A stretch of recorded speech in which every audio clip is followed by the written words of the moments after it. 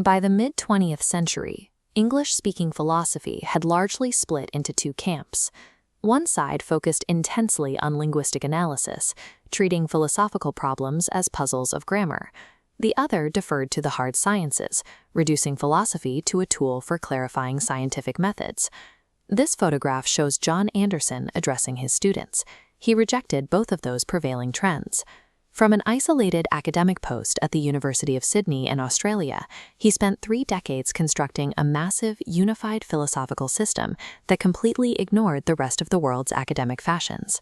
Looking at this photograph of a Glasgow rent strike, complete with a no surrender banner, you see the exact environment that shaped him. Born in a Scottish coal mining village, his early years were defined by the fierce, material conflicts of industrial disputes before he relocated to the Commonwealth. This animation of a stark, infinite grid represents the core axiom of his entire worldview, ontological empiricism. This is the precise concept that there is only one single way of being, a single plane of reality. On this flat grid, there are no higher or lower levels of existence. There are no transcendent realms of pure forms, no immaterial souls detached from physical bodies, and no linguistic escape hatches where truth is just a matter of definition. Every single thing, from a mathematical proof to human curiosity to a massive political movement, exists purely as an ordinary physical thing behaving in an ordinary way in space and time. This strict materialism forces a thinker to strip away comforting illusions about higher purposes. It demands that we deal with reality exactly as it is, providing the raw material for Anderson to build a ruthless, unified philosophical architecture. Anderson did not view logic as a set of human conventions or a mathematical language game.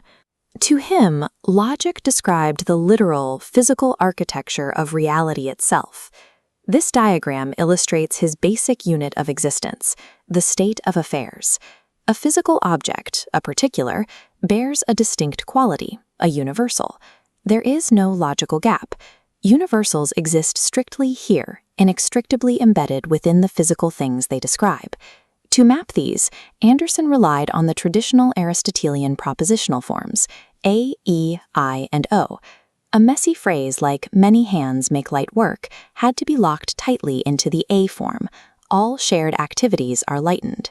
He insisted that a logical proposition is not merely a description about reality. The proposition is the literal state of affairs itself. Because facts share this subject-predicate structure, any subject can serve as the predicate of another proposition. Reality is therefore infinitely complex. We never arrive at absolutely simple, irreducible atoms in physics, logic, or any other field. If the structure of logic is identical to the physical structure of reality, then modern philosophical anxieties about whether the human mind can accurately know the outside world are structurally invalid. Much of 20th century philosophy became obsessed with epistemology. The focus shifted entirely to the mechanics of how we know things, abandoning the older project of determining what actually exists. The standard Cartesian dualist model assumes a detached mind hovering outside the physical world, looking through a barrier of representations. Anderson violently rejected this. There is no outside observer. The mind belongs on the exact same spatio-temporal grid as a rock. In his 1934 paper, Mind as Feeling, he dismantled the idea that the mind is a single, unified point of consciousness, directing a body like a pilot steering a ship. Instead, he defined a mind as a chaotic, physical society of competing instincts, passions, and feelings, occurring strictly within space and time. Under this model, there is no detached ego driving our inquiries. The specific passion of curiosity is the literal, physical agent doing the investigating. Knowing is simply one complex spatio-temporal thing coming into direct physical relation with another spatio-temporal thing. By destroying the gap between mind and world, Anderson forces humanity to recognize itself as an active participant in the physical friction of reality. This conclusion leads directly to his ethics of conflict. Scaling this single-plane logic up to society at large, it becomes clear that friction between different forces is absolute and inevitable. This diagram, populating with opposing arrows, demonstrates the ancient Greek philosophy of Heraclitus, who argued that strife is harmony. Order is not the absence of conflict, but a tense, vibrating equilibrium of opposing forces.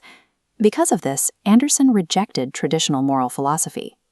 Any theory that relies on transcendent duties, oughts, or utopian end goals is simply a rationalist illusion trying to escape the necessity of conflict. His positive ethics involved the strict sociological observation of objective goods.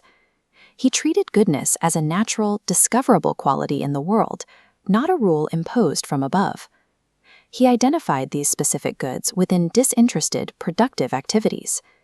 True goodness exists in the practices of intellectual inquiry, artistic creation, and rigorous scientific investigation. He contrasted these goods against their natural enemy, the ethic of the consumer. This opposing ethic is characterized by a desire for instrumental rewards, vocational training, and the transactional logic of the marketplace. Anderson held a profound pessimism regarding this struggle. The good can never permanently win or secure its position. It can only make it stand against the surrounding forces of consumerism. Andersonian ethics is not a rule book for behavior. It is a demand to adopt a stance of intransigent, risk-taking commitment to an inquiring way of life, completely disregarding societal expectations. This strict adherence to Aristotelian logic and a flat ontology did not remain confined to the classroom. It spawned a radical, real-world counterculture. This photograph of mid-century Sydney captures the geographical center for a group known as the Sydney Push. Throughout the 1950s and 60s, this subculture gathered a mix of anarchist libertarians, artists, and anti-careerist intellectuals. Anderson's teachings provided their intellectual bedrock. His promotion of risk, his disdain for vocational education, and his insistence on critical opposition gave this group a rigorous philosophical foundation for their lifestyle. Inside the academy, he refused to engage with new trends in technical logic or linguistics. This isolation alienated him from mainstream analytic philosophy, leaving a deeply polarizing legacy.